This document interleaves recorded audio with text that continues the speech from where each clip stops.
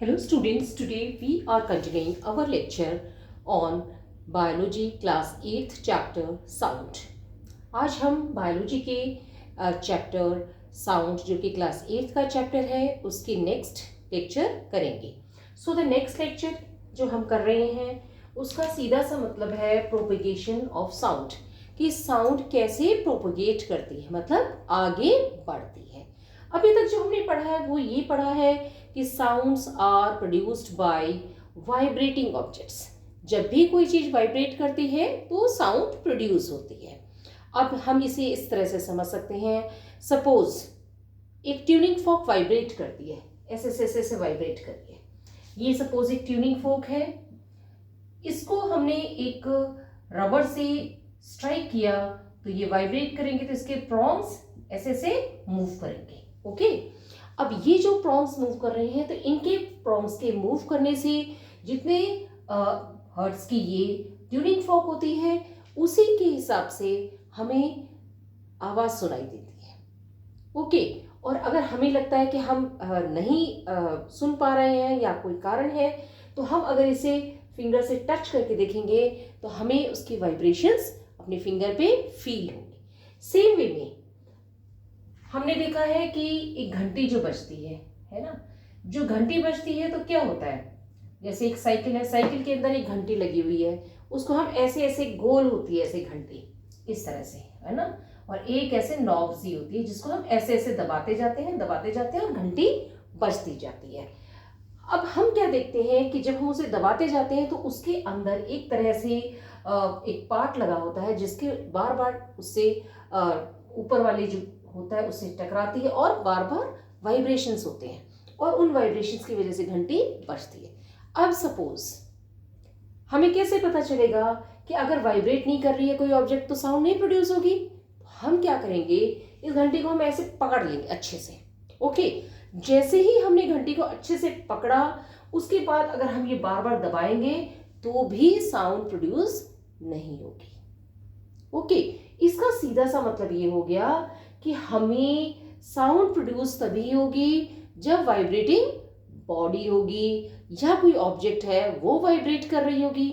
Same way के अंदर school के अंदर घंटी होती है इस तरह से बड़ा सा घंटा होता है ऐसा, है ना, और हम क्या करते हैं एक हैमर से इसको स्ट्राइक करते हैं ऐसे.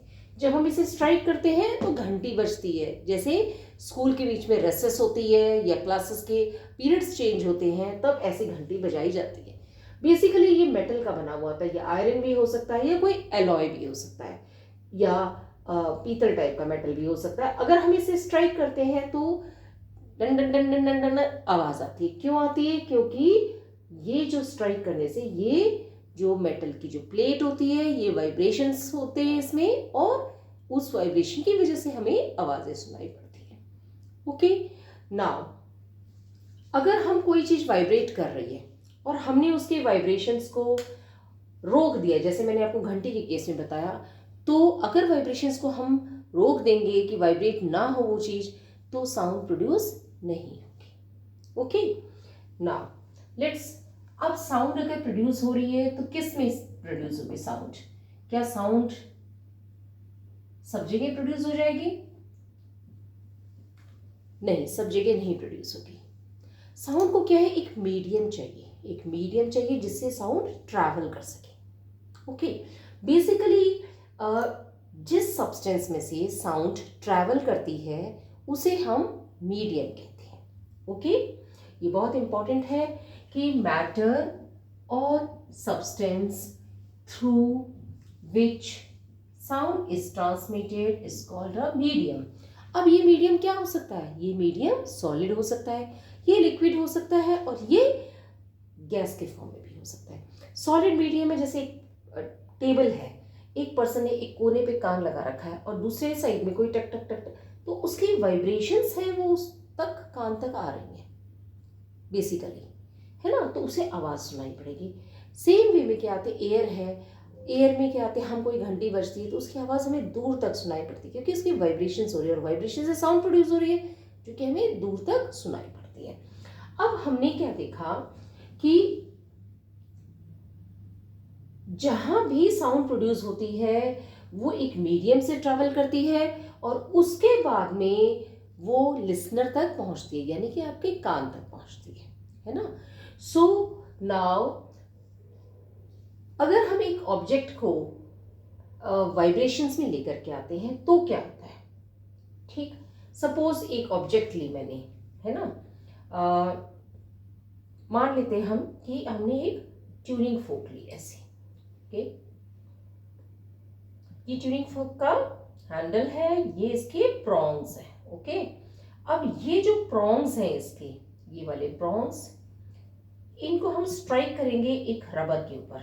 ऐसे रबर होता है, उस रबर से हम जब इसे स्ट्राइक करेंगे, ऐसे ट्यूनिंग फोक को स्ट्राइक करेंगे, तो ट्यूनिंग फोक है उसके जो प्रॉन्ग्स है उनका वाइब्रेशंस होगा, और वो जो वाइब्रेशंस है वो क्या करेगा यही हमें बताना। ट्यूनिंग फोक ऐसे वाइब्रेट करेगी, इस साइड भी वाइब्रेट करेगी, इस साइड भी वाइब्रेट करेगी और इस साइड भी वाइब्रेट करेगी। ठीक है ना बात। अब हम क्या देखते हैं कि जब भी हम इसको, इस ट्यूनिंग फोक को हमने वाइब्रेट कर दिया, तो जो पार्टिकल्स, जैसे ये मीडियम है, सपोज ये एयर है, ओके, तो जब ये ट्यूनिंग फोक इस तरफ मूव करेगी तो क्या करेगी कि यहाँ जो पार्टिकल्स थे वो पार्टिकल्स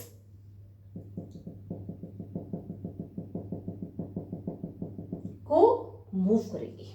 ओके, सो जो ये जैसे ट्यूनिंग फोक इस तरफ मूव की तो ये वाला जो पार्टिकल यहाँ था ये अपनी पोजीशन से यहाँ आ जाएगा, है ना।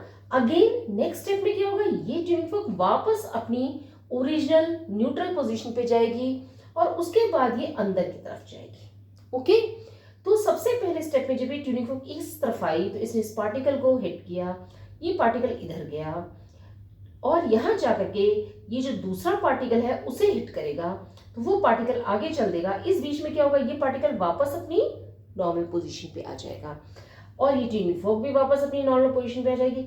लेकिन ये जो पार्टिकल आगे इसने मूव किया है, ये पार्टिकल आगे फर्दर पार्टिकल को मूव करेगा।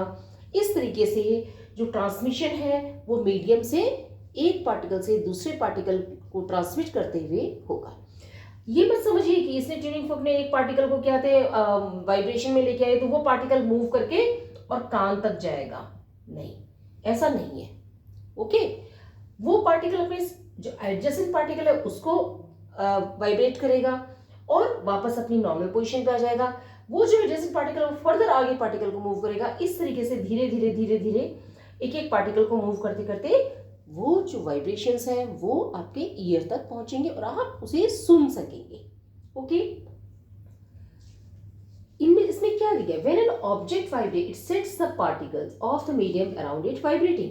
Particles do not travel all the way from the vibrating object to the ear. Particle कहीं भी यहां से यहां तक नहीं पहुंचता है, एक पार्टिकल दूसरे को मूव करता जाता है। A particle of the medium in contact with the vibrating object is first displaced from equilibrium position, it is then exerts a force on the adjacent particle, जो मैंने आपको अभी समझाया।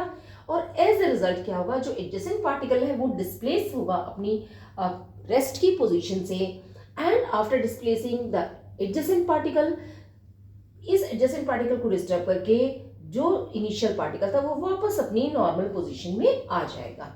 और ये प्रोसेस कंटिन्यू होगा पूरे मीडियम में till the sound reaches the year. मतलब एक पार्टिकल दूसरे दूसरे तीसरे चौथे पांचवे को एक एक को हिट करते जाएंगे और इस तरीके से साउंड हम तक पहुंच जाएगी, है ना। Now the disturbance created by the source of sound in the medium travels through the medium. ये जो इसके वाइब्रेशंस है ये एक तरह से देखा जाए तो इस मीडियम में डिस्टर्बेंस प्रोड्यूस करते हैं और यही जो डिस्टर्बेंस है ये आगे मूव करता जाता है, पार्टिकल नहीं मूव करता है। ये चीज बहुत इंपॉर्टेंट है, समझने वाली है। ओके, एक वेव क्या है, एक तरह का डिस्टर्बेंस है ना, which moves through a medium when the particle of the medium sets neighbouring particles into motion. अब ये क्या करेंगे, in turn produce similar motion in other particles, है ना। The particles of the medium do not move forward themselves, particle कभी भी नहीं move करते हैं, बट जो ये डिस्टर्बेंस पार्टिकल क्रिएट करता है इस मीडियम में, वो जो डिस्टर्बेंस है वो एक एक पार्टिकल के थ्रू आगे मूव करता जाता है और इस तरह से साउंड है वो एक जगह से दूसरी जगह पे मूव करती है और हम साउंड को सुन सकते हैं। Sound waves are characterised by the motion of particle in the medium. Sound waves कैसे कैरेक्टराइज करती है? Motion of particle from one place to the other in the medium. इसीलिए हम इसे मैकेनिकल वेव कहते हैं. साउंड वेव्स आर, ये important line है आपके लिए, ये आप नोट डाउन कर लीजिए. Sound waves are characterised by the motion of particles in the medium and are called mechanical waves. इससे बेसिकली मोशन ऑफ पार्टिकल्स हो रहा है जिसकी वजह से आपको साउंड सुनाई देती है. सो अब हमने क्लियरली देखा है कि पार्टिकल कभी भी एक जगह से दूसरी जगह नहीं मूव करता. इट इज द पार्टिकल जो अपने एडजेसेंट पार्टिकल्स को मोशन में लेकर के आता है और खुद वापस नॉर्मल पोजीशन में आ जाता है. और वो जो पार्टिकल है मोशन में, तो वो फर्दर अगले पार्टिकल को मोशन में लेकर के आते हैं फ्रॉम इट्स रेस्ट पोजीशन. और इस तरीके से धीरे धीरे एक एक स्टेप से पार्टिकल मूव करते जाते हैं और हमें साउंड सुनाई पड़ती है. ओके, ये जो डिस्टर्बेंस यहाँ पे प्रोड्यूस होता है, सपोज ये ट्यूनिंग फोक इस तरफ मूव की, तो क्या होगा, यहाँ के जितने भी ये पार्टिकल्स हैं ये सारे कंप्रेस हो जाएंगे, है ना. तो इसको हम क्या कहते हैं? इसको हम एक तरह से कंप्रेशन कहते हैं.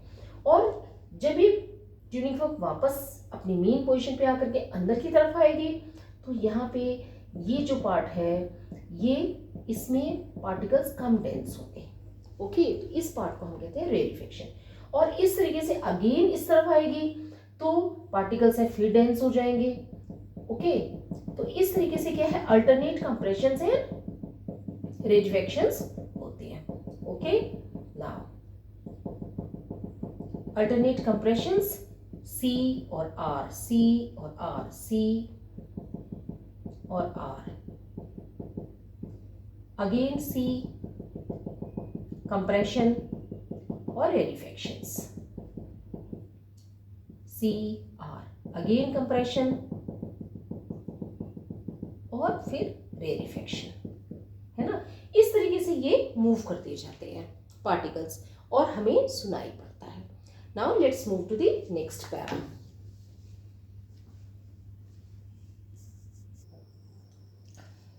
नाउ हमने पढ़ा कि सॉलिड, लिक्विड और गैसियस फॉर्म तीनों के अंदर ट्रैवल कर सकती है साउंड. ओके, लेकिन इन सब में एयर है वो मोस्ट कॉमन मीडियम है. Air is most common medium through which the sound travels. So जब भी एक वाइब्रेटिंग ऑब्जेक्ट मूव करेगी, जैसे ये ट्यूनिंग फोक मैंने मानी, इस ट्यूनिंग फोक को मैंने रबर से ऐसे स्ट्राइक किया. स्ट्राइक करने से क्या है, ट्यूनिंग फोक है उसमें वाइब्रेशन स्टार्ट हो गए. अब क्या होगा, ये ट्यूनिंग फोक इस तरह से स्ट्रेट है, लेकिन जब ये इस तरफ मूव करेगी तो यहाँ पर जो एयर है और यहाँ पे जो पार्टिकल्स हैं वो सारे कंप्रेस होंगे. जब वो कंप्रेस होंगे तो क्या होगा, डेंसिटी यहाँ पे बढ़ेगी, है ना. और इसको हम कहते हैं कंप्रेशन या सी से रिप्रेजेंट कर सकते हैं. ओके, नेक्स्ट स्टेप में क्या होगा, ये ट्यूनिंग फोक जो यहाँ तक आई थी ये वापस अपनी न्यूट्रल पोजीशन पे आएगी एंड अगेन इस तरफ मूव करेगी. जब ये इस तरफ मूव करेगी तो क्या होगा, ये जो पार्टिकल्स थे इन्हें स्पेस मिल जाएगा और इस कंडीशन के अंदर जो पार्टिकल्स पर यूनिट वॉल्यूम होंगे वो काफ़ी कम होंगे. इसको हम लो प्रेशर क्रिएट होगा और इसे हम कहते हैं रेरिफिकेशंस. अगेन ये ट्यूनिंग फोक यहाँ से न्यूट्रल पोजीशन पे, अगेन ये इधर से आएगी, इस तरफ आएगी, एयर कंप्रेस करेगी, तो जो पार्टिकल्स हैं वो एक जगह इकट्ठे होंगे. So number of particles per unit volume ज़्यादा होंगे, हाई डेंसिटी होगी, हाई प्रेशर क्रिएट होगा और हम उसे कहते हैं कंप्रेशन.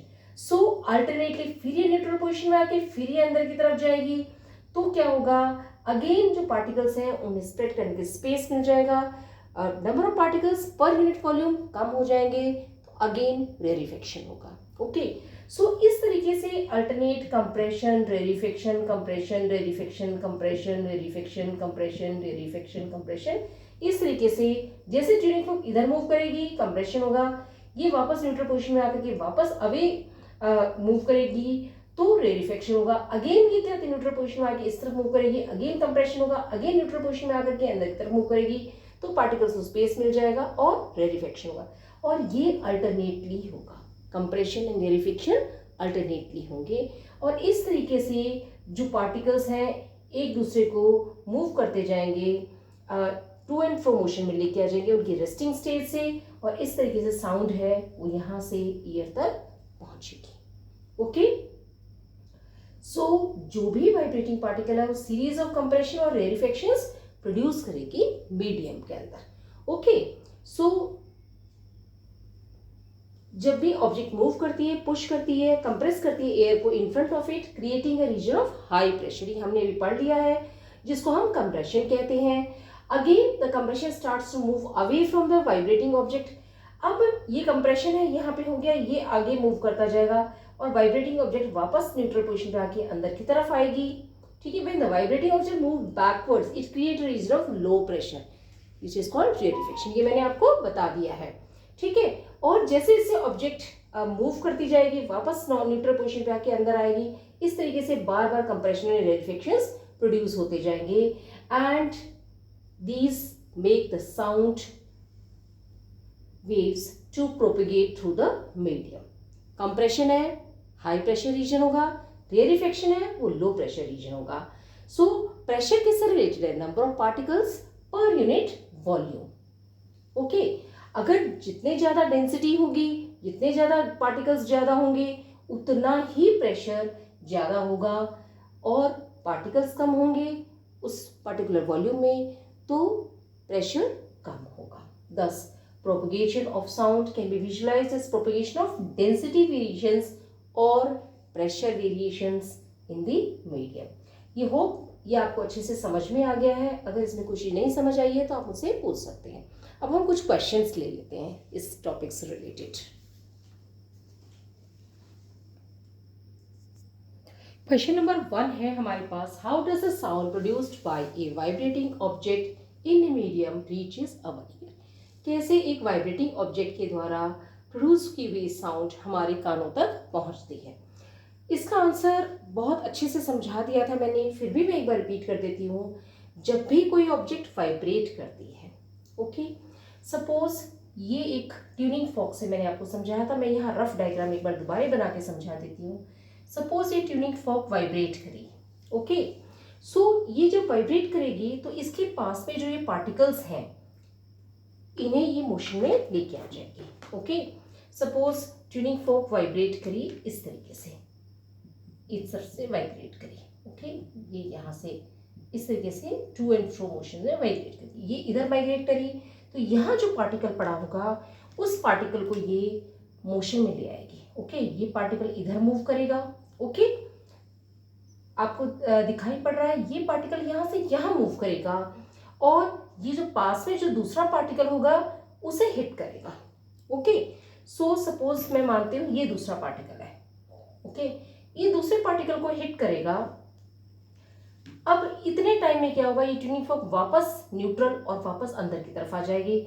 ये पार्टिकल इसे हिट करके वापस इस तरफ मूव कर जाएगा अपनी न्यूट्रल पोजीशन में आने के लिए, और ये पार्टिकल जिसे हिट किया है वो फर्दर आगे जाके एक और पार्टिकल को हिट करेगा और उसे हिट करके वापस ये अपनी ओरिजिनल पोजीशन में आ जाएगा, और वो पार्टिकल फर्दर आगे मूव करके एक और पार्टिकल को हिट करेगा। उस पार्टिकल को मोशन में ला करके अगेन ये पार्टिकल वापस अपनी न्यूट्रल पोजीशन में आ जाएगा। ओके, सो मैंने यही चीज लिखी है, particle of the medium in contact with the vibrating object, इसके वाइब्रेटिंग ऑब्जेक्ट के कांटेक्ट में जो पार्टिकल है वो मोशन में आएगा, डिस्प्लेस होगा फ्रॉम इक्विलिब्रियम पोजीशन, एक्सर्ट करेगा फोर्स ऑन एडजेसेंट पार्टिकल, यही मैंने आपको समझाया, as a result of which the adjacent particle gets displaced, ये एडजेसेंट पार्टिकल डिस्प्लेस हो जाएगा अपनी from the position of rest. After displacing the adjacent particle, ये जो पार्टिकल है ये वापस अपनी back to its original position आएगा, और ये प्रोसेस कंटिन्यू रहेगा जब तक कि आप साउंड है वो आपके ईयर तक नहीं पहुंच जाती। ये आगे फर्दर हिट करेगा, फर्दर इसको मोशन में लेके आएगा, उसमें मोशन ला के वापस के आते आ जाएगा अपनी ओरिजिनल पोजीशन में, और ये कंटिन्यूसली चलता जाएगा। सो जब भी साउंड ट्रैवल करती है, ऐसा नहीं है कि यहां से पार्टिकल सीधा कान तक जाएगा, नहीं, एक पार्टिकल दूसरे को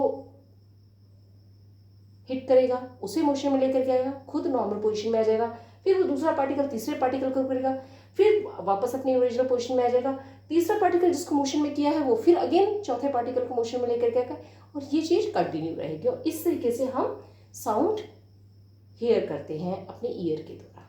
okay, now let's move to the next question.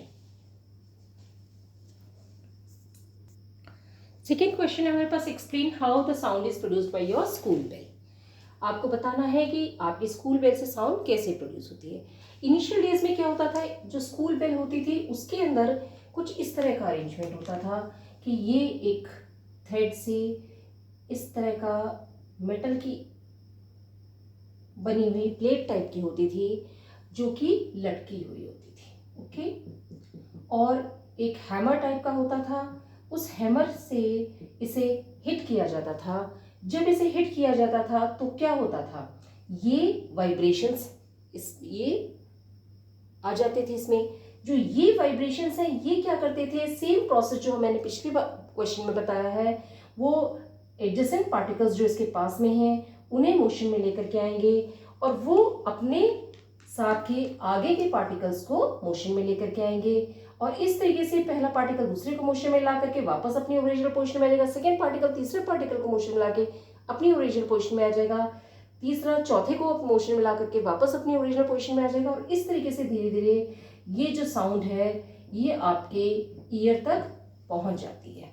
Okay, so basically concept same है कि जो भी इसको वाइब्रेशन में लेकर के आएंगे इस मेटल प्लेट को, जो कि यूजुअली आयरन की, पीतल की या किसी एलॉय की बनी हुई होती है, और जब यहाँ पे वाइब्रेशन होंगे तो यहाँ के जो पार्टिकल्स है वो फर्दर जो अपने एडजेसेंट पार्टिकल्स को मोशन में लेकर के आएंगे, और इस तरीके से जो है वो साउंड ट्रैवल करेगी।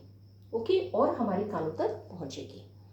आजकल जो नया कॉन्सेप्ट है उसके अंदर क्या है, इलेक्ट्रिक बेल्स होती हैं। इलेक्ट्रिक बेल्स के अंदर क्या होता है, एक स्विच से वो मैनेज होती हैं। जैसे ये स्विच ऑन करते हैं वो जो बेल है वो वाइब्रेट करती है, और वाइब्रेट करने से घंटी सुनाई देती है। वाइब्रेट करेगी तो ही एडजेसेंट पार्टिकल है वो मोशन में आएंगे, और फिर वो अपने आगे के पार्टिकल्स को मोशन में लेकर के आएंगे from the position of rest, और इस तरीके से एक से बाद दूसरे, दूसरे से तीसरे, चौथी, इस तरह से सारे जो पार्टिकल्स मोशन में आते जाएंगे और हमारे तक आवाज पहुंचेगी। Now let's move to the next question. Question number 3, why are sound waves called mechanical waves? Okay, so sound waves are characterized by the motion of particles in the medium and are called mechanical waves। क्योंकि sound waves में motion of particles होता है medium में, इसीलिए हम उन्हें mechanical waves कहते हैं। Now let's move to the next question. Now question number 4, suppose you and your friend are on the moon. Suppose करो कि आप और आपका दोस्त है वो चांद पे है। Will you be able to hear any sound produced by your friend? क्या आप कोई आवाज़ सुन पाएंगे जो कि आपका फ्रेंड प्रोड्यूस कर रहा है? सिंपल सी बात है, हमने अभी पढ़ा है कि sound requires a medium to travel. वो मीडियम सॉलिड हो सकता है, लिक्विड हो सकता है और एयर हो सकता है, लेकिन मून पे कोई एयर नहीं है, यानी कि मीडियम नहीं है, इसलिए साउंड ट्रैवल नहीं कर सकती है। So we will not hear any sound. Okay, so इसका आंसर क्या होगा? Will you be able to hear any sound produced by your friend? No. क्यों नो होगा? There is no medium for the sound to travel, क्योंकि air नहीं होती है। अगर वहां पर मून पर एयर होती तो वहां पे भी तो लोग बस सकते थे, वहां पे एयर नहीं है, सपोर्ट नहीं करती है लाइफ को, और एयर नहीं है इसलिए साउंड्स भी प्रोड्यूस नहीं हो करके आपको नहीं सुनाई पड़ती, क्योंकि साउंड अगर प्रोड्यूस हो रही है तो वो मीडियम से ट्रैवल करके आप तक पहुंचती है। मीडियम नहीं है तो साउंड आप तक नहीं पहुंचती है। आपको कोई चीज़ इसमें नहीं समझ आई है तो आप कमेंट बॉक्स में लिख के पूछ सकते हैं। वीडियो पसंद आए तो लाइक करें, चैनल को सब्सक्राइब करें और अपने फ्रेंड्स के साथ शेयर करें। और we will be continuing in the next video. Thank you.